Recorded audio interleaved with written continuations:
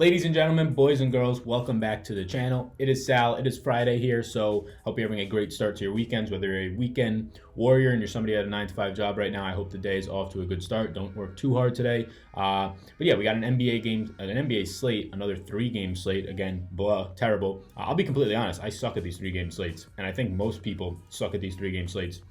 I think if you've been doing well, a lot of it is luck. I think that the overall expected value of continuing to play these 3-game slates, since you have to be perfect almost every single night, and that's pretty hard to do, to at least win something, right? But also just to really cash at this point is extremely hard. Again, if you miss out on a guy who goes for 40, like last night, if you missed out on Tobias Harris, who was 40% owned, you likely did not touch a single dollar. Maybe you did. I'm going to get people saying, oh, no, I did. But yeah, you have to get everything else perfect then.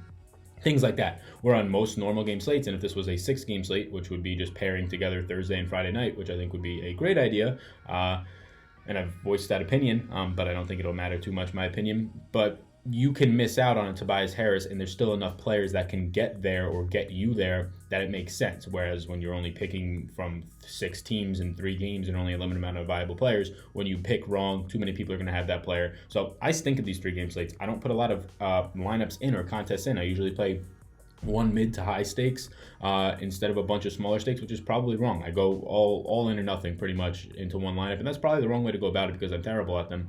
But that's just some transparency. But welcome to the channel if this is your first time here. Getting a ton of views on these playoff videos makes sense, right? The end of the NBA season's not as enticing as the playoffs, although the first round of the playoffs is pretty much, I mean, you get the strict minutes, so it's easier in that sense, but it's pretty much not that competitive for the most part all the way around. You're going to see a lot of blowouts.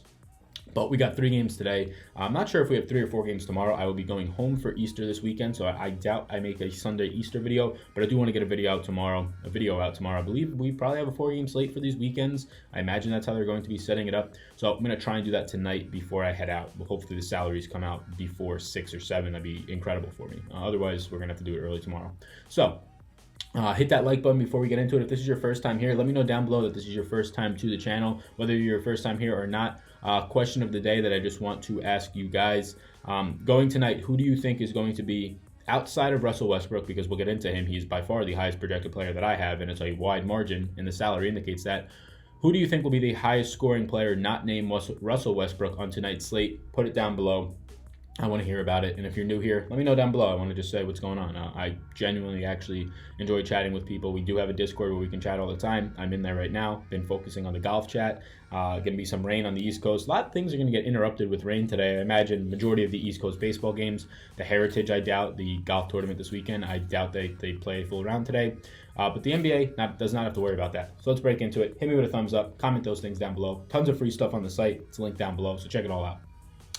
Injury news, it's not really injury news. There's nothing. Yesterday, Embiid being out was pretty significant. I was on a walk with my girlfriend. It's beautiful here in the Northeast, at least until today when it's about a downpour. I was on a walk with my girlfriend, and it was nice. And then I get an alert 10 minutes before that Embiid's out. Obviously, I was not expecting that. Had to switch up some things last second. Did not end up panning out, but I did think I got on a great lineup. Just ended up coming off of Karis LeVert and Tobias Harris to get up to guys like Steph Curry, things like that. Did not work. So no real injury news today, right? Pat McCaw is the minimum at 2,500, this new minimum on Draftkings. He's questionable. If he's in, you're going to see Norman Powell maybe takes a hit. I don't even know if Pat McCaw comes into this rotation. Marcus Smart, just a reminder that he is out. You're going to continue to see Jaylen Brown start, which is going to be a terrible matchup for him. But also you're going to get some more depth in terms of minutes out of Terry Rozier. Gordon Hayward stabilizes around 30, things of that nature. OG Anunoby, I imagine he continues to be out with his abdominal problem. So there's no injury news. That's great. The playoffs, that's what we expect. Limited teams playing, so usually we don't have that much. Hallelujah. Nothing to really worry about today unless somebody just gets late scratch. So projections that I already have up. Again, you can get my projections for the NBA. They're on Patreon. You can go and support me on there. If you feel the need to donate, you can. There's a donation link down below as well. So you can get them on there. They're pretty much set for the day unless some sort of wacky news comes out. Let's move over to the target offense sheet. We'll talk about these games individually. Again, today I actually had a good amount of time in the morning because there's not that much variance going on in these games now, game to game. So I kind of know what to expect in terms of minutes. had a good amount of time to go through the salaries, so we'll talk about that on the next page, and I'm actually sort of excited to because, again, I broke down the salaries more than I usually do. I mean, the past couple of days you can see me going and saying, what's the salary of that guy? I pretty much know the salaries at this point for the majority of the players that are in play, and there's a lot of differences in the salaries, and we'll get into that in terms of just guys being too cheap or just aggressive takes by DraftKings, and it seems like something was off with the algorithm and just in terms of how aggressive these guys were being priced up and down. Orlando versus Toronto. So the first game on tonight's slate, I think we've been getting Boston and Indy as the first game, unless that was just the last time. So none of these games, these first two at least, are attractive in terms of total or pace. Like, it's pretty bad, but that's what we've been getting, right? We're used to this. This is the third game of these series. Pace 2 less than the season average at 100.41, total of 210. You're getting Toronto with a 107.75 team total. That's meh, but on this slate is actually the second highest. You're getting Orlando with a 102.25 team total. This game is now going to be in Orlando, so a little bit of a bump there. The spread is 5.5. Toronto is favored in. All these games relatively close as these series move back to the underdog's home court, saving them 3.5 points or so on the line. So let's get into it. So Orlando and Toronto. A couple things that are important to point out, and these are some of the pricing things as well. On the Orlando side, Vooch is 7,800. I don't know if I've ever seen Vooch that low. And look, he's been terrible. The last game, don't look into that. You can chalk that up because there was a blowout. I don't expect this one to blow out. If it does, sure, that's fine. I'm not going to factor it in. But he's $7,800 for a guy who, on the most part in the season, has been in the 9K range, and he's been playing terrible. And I think a lot of the flock and a lot of the public and people in general are going to run away from that. It is the worst, probably, matchup. Maybe Denver's close there for Vooch. Just big men all around that are good at defending and play physical. Marc Gasol being there does not help him. So, Vooch, it's scary. It's a scary matchup. I have him projected for 41 today at 7,800. That is great. But again, like the center position, he's center eligible. It depends where else we want to go because I think there are a good amount of centers that are also in play on the slate. But Vooch is right up there as a top 1 or 2 center-only eligible guy. There's some guys who have power forward eligibility that I'm interested in. There's 3 guys. Oh my God, my Siri has been capturing every single thing I say. You guys probably can't see that. That's incredible. Oh my God, your phones are listening to you. Run, run, run. So there's a lot of interest in Vooch. He clearly has the worst matchup on this slate, probably. At least I would say 7,800 though is too cheap. I think that's something that's going to stand out to a lot of people today. Depends how popular he gets. If he remains unpopular, and he was only like 8% last time, and then he stunk. He went out there and he put up like, I think he had like 6 or 7 points at halftime. What did he finish with? He finished with 18 fantasy points. He got only 3 personal fouls, so the foul trouble I don't think really came into a play. So yeah, that's very scary. So he is interesting though, because here's the thing. He's been playing shitty in the first 2 games. Vooch is not a shitty player by any means. He's having a career year. This is the exact situation that we've been capitalizing in the playoffs. It's sort of like a new season, and if people are playing bad, people just assume that they're going to continue to play bad, and if people are playing good, that they're going to continue to play good, when that's a very bad blanket statement, because good players playing bad have a very good chance to turn that around. And they likely will at some point. So I don't think Vooch, if this series only goes 5 games, I don't think he's held down all 5. I'm fine at 7,800 taking a chance on him. Outside of that, Aaron Gordon is interesting to me. Not a guy that I usually want to play, but he's only $6,200, I believe, and his price just absolutely got suffocated. It came down $500+, I believe, somewhere in there, maybe even 600. We'll look on the next page. I have it all written down. That's a little bit too much. It's not like he has been playing terrible. It's just that his price was a little bit too expensive. He's been scoring in the low to mid 30s these first 2 games of the series, and that's with him staying out there and guarding Kawhi and having Kawhi on him. So not that favorable, but he's been playing well. The fact that he's now down to $6,200 and he's getting priced at how he's been performing, which is right around average for the most part for Aaron Gordon. If he ever hits a ceiling game, now the time is to jump on, or it's now the time to jump on him, because he's only $6,200, and he's now priced to where it is enticing to touch him because his upside at that price point is very large. He can score in the 40-point range, especially if Vooch is going to be limited. I don't think I play both of them here. If you're not playing Vooch, it makes a lot more sense to go after Aaron Gordon on this team. Some other guys to keep in mind, Terrence Ross has been averaging in the first 2 games, I believe 26 minutes, played 27 in the last one, came off the bench, had some success. There is the revenge factor here for Terrence Ross against the Raptors. I think he's fine and in play. Of course, he's probably the guy that I want out of the Evan Fournier / Jonathan Isaac / Terrence Ross. Isaac should see his minutes come up. He played 40 in the first game, then he got extremely highly owned, and he put up a dud in the last game, only playing 20 or 22 minutes until the blowout came in, didn't touch the floor. I have him in for 32 minutes today. They said the game before, they said before the last game that they want to get their starters more minutes. They want to just stick to a tighter rotation. So that hurts Terrence Ross, but you would imagine Terrence Ross is the guy who doesn't get impacted off the bench. It's going to be your Ken Birches, your Wes Iwandos, your Michael Carter-Williams, things like that. So on this Orlando team, it's Vooch, it's Aaron Gordon for me. You can get a little bit of Terrence Ross, but I'm not really too concerned or want to get there. I imagine a lot of people were burnt by Jonathan Isaac and won't want to go back there. I personally don't want to touch it just in general. I didn't play him. I wasn't burnt. I just don't like the matchup, and I don't want to touch him. So for me, it's Aaron Gordon number 1, then Vooch number 2, just based on pricing, based on the upside that those two guys bring to the table. Toronto side of the ball, Pascal Siakam's way too cheap. He's $7,300. I have him in to play 39 minutes today. He's staying on the court. It feels like the entire game. When I watched these past 2 games, or at least pieces of them, he never came off the court. I was not seeing him when he was not on the court, it seemed like. So Siakam at $7,300. He's dirt cheap, and he had sort of a mediocre game last time out. Again, he got the full run in the blowout too. He pretty much got full run. He played 37 minutes or whatever it was. He is the best play on this team. Kawhi Leonard, he's in playoff mode. He's been playing extremely well. Even in foul trouble, he still managed to play extremely well, 50-plus points in the last game, I believe. Price only went up $100. Kyle Lowry's price only goes up $300. He's at a price now at $6,800, where I think there are better options on the slate. $6,500, I wanted it all day. He was a guy who was considered just dust because all of a sudden he's terrible in the playoffs. He didn't score in the first game, but we were pretty confident that he would come out and play well in the next game. $6,800 now after having a good game. It's sort of something I'll ease off of, but I'm still fine getting there. But for me, it's Siakam. It's all the Siakam in the world. I don't know what's going on with these centers. Marc Gasol is a much better matchup in terms of defending Vooch, and I imagine he stays out there longer. He only saw limited minutes in the last game. I think that we saw more Serge Ibaka. That could have been because of the blowout. I have to look at Popcorn Machine. Should have looked at that before. But right now I have Gasol in for, I believe, 26 and Ibaka in for 22 minutes. If that's the case, it's a little bit tougher on Vooch, and I do like Gasol a little bit better. But either way, both sides of this, whether it's Vooch defending Gasol and Ibaka or Gasol and Ibaka defending Vooch, they don't have great matchups.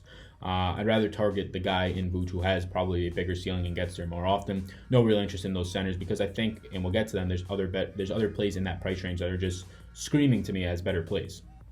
So from the Raptors, it's really by far and away Siakam as number 1, $7,300 for a power forward center or power forward center eligible guy is just way too cheap for me. And then it's going to go to Kawhi Leonard at $8,200, and then drops off quite a bit, and that's when I get to $6,800 Lowry. Fred VanVleet, interesting to point out, there's no value in the slate. There is zero value. It is going to be hard again to get anything. DraftKings has made the pricing for the most part on the higher level very, very tight. Now, in the mid-range, there's some guys who are going to be valuable in terms of their prices dropping from $7K to $6,500 and things like that. We see that in multiple spots. But in terms of the lower range, in the $3 to $5K range, there's not a lot. Fred VanVleet at $4,300. Lowry was balling, and they kept him in the last game. I don't think he sees 37, 38, whatever he played. Probably sees closer to 34, 35, which means VanVleet, instead of playing 21, should get closer to 25. People are going to overreact to that. They're not going to own him. I don't really want much VanVleet because I think at 25 minutes, it's not great. But again, there's no value. If you want to get up at all, 43 minutes out of VanVleet, or sorry about that, 4,300, 25 minutes or so out of VanVleet off the bench is better. If Pat McCaw's out, it only helps a little bit more, although who knows what Pat McCaw even plays if he's in. So yeah, in terms of finding value in this game, it's not there. There's a lot of mid-range options that are fine, and then the upper tier in the 7K range, I like that. Notably Siakam and then Vooch. Should be a good game though. So overall, let's move on to the next one. Indy and Boston. Indy and Boston is where you're going to continue to just find your valuable pieces, whether it's in the low or mid 5K range. There's just not a lot of guys, at least on the Indy side, that are expensive, right? And on the Boston side, you could say the same exact thing. For the most part, their guys float between the 5 and 6K range, whether it's the upper 6K range or not. And the only exception to that is Kyrie, who is now $8,900. Came out in the last game, played great. The Kyrie and James Harden lines absolutely dominated 2 nights ago. And I think he's in a similar spot to do the same. There is interest for me at $8,900 Kyrie, especially on a slate where getting up to the 10K Russ, who is by far and away the best play in terms of pure fantasy points today, actual scoring, and the price indicates that it's tough to probably get there. Again, I haven't built a lineup. Just looking at the prices, the low end, it's probably going to be tough to get there. Going to $8,900 Kyrie makes sense. When you compare him to somebody, and we'll get to him, $9,100 Lillard, I much prefer Kyrie here. They're going to play the same amount of minutes. Kyrie just doesn't have the same shooters, especially with Marcus Smart out. Not the biggest factor if he's in, but just one less guy. Shooters just taking his shots away. And Kyrie in the playoffs, I think, is something that I do enjoy. So Kyrie's of interest, but he's not a priority once again. We'll start to get to the priorities, and it's really looking like a flat build if you can't get to Westbrook. So we'll start with the Boston side. Al Horford's price is coming down to 6,400. He is playing too many minutes. 32 in the first game, 37 in the last game, and he's been underproducing. Like when Al Horford in the regular season, if he saw 32 plus minutes, which they've been saving for the postseason, it was a go. It was all day. Now, this matchup isn't great for him, but it's not anything he can't handle. If right now I have him projected for 34, and if we get 34 minutes out of $6,400 Al Horford, there is a ceiling there. There's a 50-point upside there.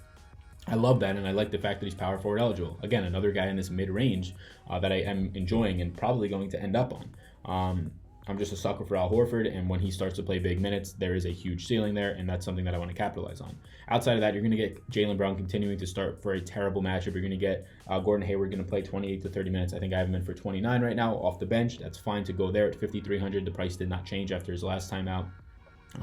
It's just a bunch of mid-range options outside of Kyrie. I think Al Horford, like I said, is my favorite player on this slate. Aaron Baines, who I was on last game, it just doesn't seem like he's getting the run. He's only getting 15 minutes. He's only getting 18 minutes. He's not going to get there at 3,900, 3,800. It's not worth it anymore, and that's just another piece of the value dominoes that are just falling apart on this slate. There's not much there. Jayson Tatum, you can go there. Jayson Tatum is usually just meh to me. If Kyrie is healthy, if Horford is playing big minutes, the production starts to tilt off for a lot of these guys. So Tatum, at 6K, you can go there. I imagine he is lower owned. You can also go to Terry Rozier, which is not the greatest of things, but again, you need value on this slate if you want to go anywhere. With no Marcus Smart, Rozier is going to see a few bumps in his minutes, and honestly, I might be talking out of my butt right now because I haven't really checked on Rozier's minutes from the last game. Played 21 and 18, which is pretty much what he played on the regular season. So maybe there is no main bump with Marcus Smart being out. You would imagine that there would be, but you could still go there just based on the price, trying to find that sort of value. So Boston, it's pretty straightforward for me on the Boston side. It is Al Horford for a pretty wide margin at 6,400, and it is Kyrie right in that same tier actually. But the pricing is obviously different, and you're getting different lineup constructions if you go with a Kyrie Irving over some of these other guys like a Paul George or a Russell Westbrook. So Boston, pretty clearly Al Horford. So for people who say I don't give out plays and I hate giving out plays, I'm giving you pretty strong interest, at least early in the day, and there's not going to be a lot of injury news. So when I do my research and build lineups, things can change, right? If I can't fit guys in that I like I can't fit them. It's just that simple. But this is where I'm looking. I think the minutes that Al Horford is playing at that price are just too cheap. Jayson Tatum's mad to me. You can go there. I would not hate it. And Gordon Hayward off the bench at 5,300 is fine. I'd probably stay away from Jaylen Brown, but just keep in mind, people are going to continue to stay away from Jaylen Brown. He burned them 2 days ago. He is not playing great, but he is starting, and he is playing 25 plus minutes, 27, 28 minutes. A brutal matchup, but he is there for the taking, and he's on the cheaper end. Indy side, there's a good amount of things I like on the Indy side. We're going to start with Myles Turner, 5,700. He's one of these guys that Draftkings all year long has been pricing Myles Turner too cheap. The amount of times he's been below 6K is way too many. He should really never be below 6K. He's at 5,700. I have him in for 32 minutes today. Rough matchup, right? And with Al Horford out there, it's just a terrible matchup for him. But he's $5,700. Center eligible only kind of hurts, but when you have guys like Al Horford, if you're playing them, that can take up a power forward spot. Same for Siakam. It is a little easier to get there. He's one of the top probably 6 or 7 plays on the slate in terms of points per dollar right now. The ceiling for 5,700, even against this team, it's still in the 40s. So that's fine for me. And even if he duds, what is he dudding with? 30? So this game is projected to stay close with a 3-point spread. I should have mentioned 203.5 game total. And these team totals are just absolutely horrendous. India 103.25. They're actually the 3-point favorite here. Boston 100.25. So I think Turner is absolutely fine. If you're somebody who likes going to Sabonis, might only see 23 minutes today off the bench, that's fine. I'm probably not going to touch it. So right now on this team, right, number one is Turner. You get $4,600 Darren Collison, who has just been getting dominated by Kyrie and dominated by whoever else is out there, Jaylen Brown defending him. It's not great. He has looked absolutely pitiful. You're going to get super low ownership. Again, the 3 to 5K range, there is no value. You're going to be forced to throw guys in that you don't feel comfortable with. Throwing in a starting point guard that's going to play 33 or 32 minutes, I have him in for 32, I believe, today, is not the worst idea when you're trying to dig for value compared to throwing in guys off the bench who are going to see 20. I'd much rather get the starting point guard. Again, brutal matchup. He's been playing absolutely terrible. Maybe going home helps a little bit. I do have interest in Darren Collison only because of the price, not because of anything else. So that's Turner, that's Collison from this Indy side that I am enjoying. Like I said, Sabonis off the bench does not say much for me. Thad Young's been playing well. He's probably the guy who's been playing the best for Indy in this series. Bojan came out in the last game and just shot absolutely incredible, played good all around, but in the first game was not as stable as Thad Young. These guys are all cheap. They're all in the low 6 to mid 5 range, and that's where Indy has been all year. A lot of them grade out similar to me, and in that respect, I have Bojan, Thad Young, and Myles Turner all within a few points of each other projection-wise. But when you factor in price, it becomes Myles Turner's best play. You can throw in your Thad Youngs, and you can throw in your Bojans. Bojan, after having a great shooting game in the last one, I imagine his price came up $500, which is probably fair. To try and take some ownership off of it, but I imagine he's going to have good ownership, higher ownership than he should have. And for a guy who relies on shooting, he can still stay hot, but I would much rather get a guy who has peripherals who's not going to be as highly owned tonight. So I'd probably lean off of Bojan. He's still a fine play. 6K is not expensive, but I lean off of him just because of the last performance. People are going to hop on that, and they're going to ride him a little bit too much. He can do fine. Like, I jumped off of Luke Kennard and he went for 30 again, but he was much more highly owned. So if he only went for 20 or 23 or 24, then you have great leverage. Even at 31, it doesn't kill you. So the Indy side, I do like some things because this is where you're going to find some of your cheaper value. And this is bad. Wesley Matthews is, I believe, 3,900. He might be the best low dollar option, and that sucks saying that. He's going to play 30 minutes. It's that simple. If he scores 20 points, you take it and you run. You're very happy with 20 points out of 3,900 on this slate. There's just nobody else down there. Like I said, Fred VanVleet at 4,300 makes some sense to me. You can go to 4K Michael Carter-Williams for Orlando. He's been constantly seeing 20 fantasy points in his 18 minutes off the bench. He's been actually very good. Keep in mind, the last game was a blowout, so he saw a little extra run. But he's been very good. I mean, if you look at his game logs, when he gets his 18 minutes or so, he puts up 20 fantasy points. He actually controls that offense with the second unit pretty well. So that's where your value lies right now. In the first game, it's 4K Michael Carter-Williams. It's $4,300 for Fred VanVleet. And in this Indy-Boston game, there's value in the 4K range. Marcus Morris, you can go right back there. He burned a ton of people. I don't think Marcus Morris is the play, though. He's going to come off the bench. His normal minutes are usually around the 23, 24 mark. He saw 30 in that first game, which is probably abnormal. He's going to continue to see close to 23, 24, I would imagine. So I'm not going to be touching that. And then you get $3,900 Wesley Matthews, $4,600 Darren Collison. It's disgusting. But somebody's going to go off, and you're going to have one of them.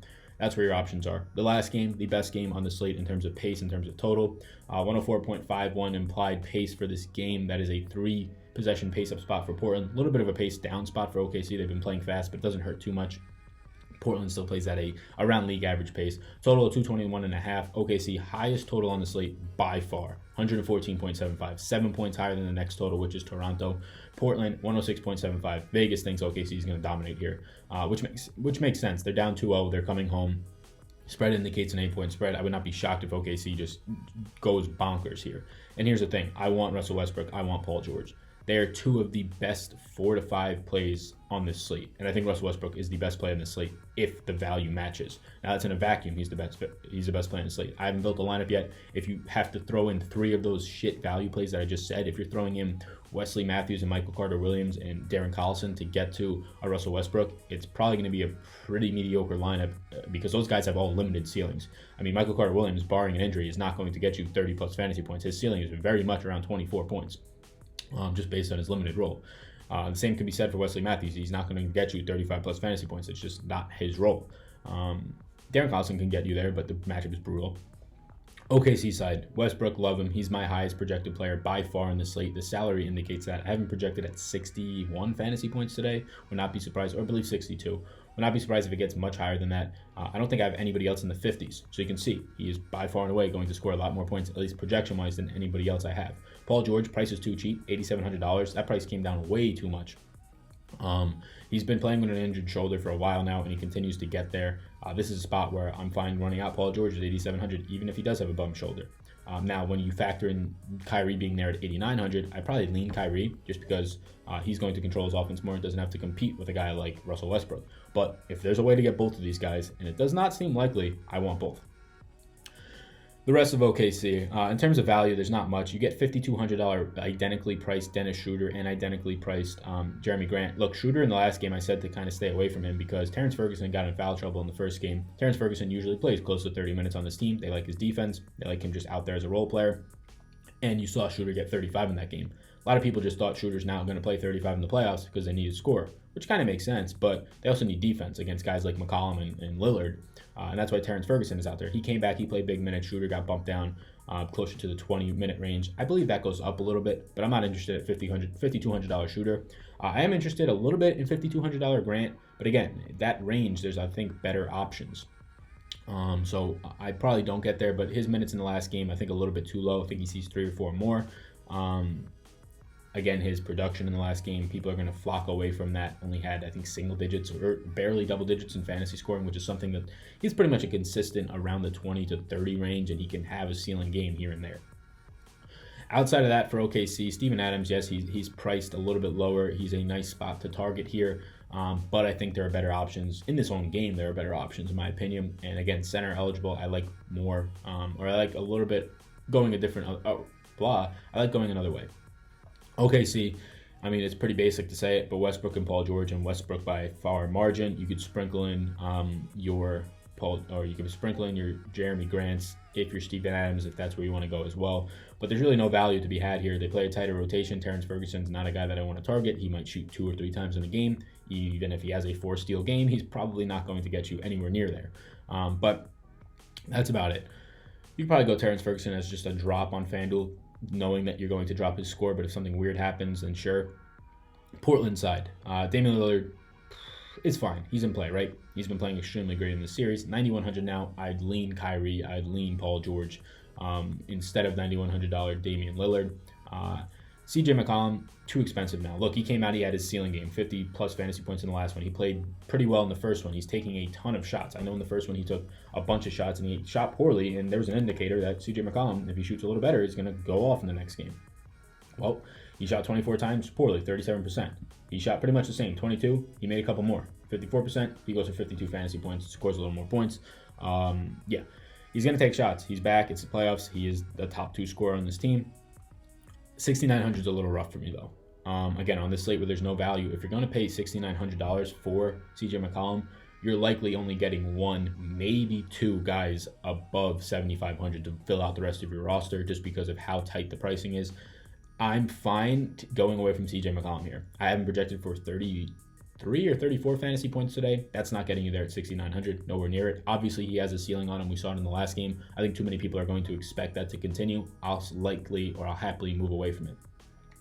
Enes Kanter's a spot here for Portland that I'm targeting. Like I said, there's guys on this slate, and there's 3 of them now. There's Vooch, there's Enes Kanter, and there's Myles Turner. Those are the 3 centers that I like. 2 of them are cheap. Enes Kanter's price dropped $500. Look, I know he played limited minutes, but he had 4 personal fouls. He got in foul trouble. They want Enes Kanter out there. They didn't run Zach Collins out there either right after that. They were kind of just mixing and matching some centers because Enes Kanter was in foul trouble.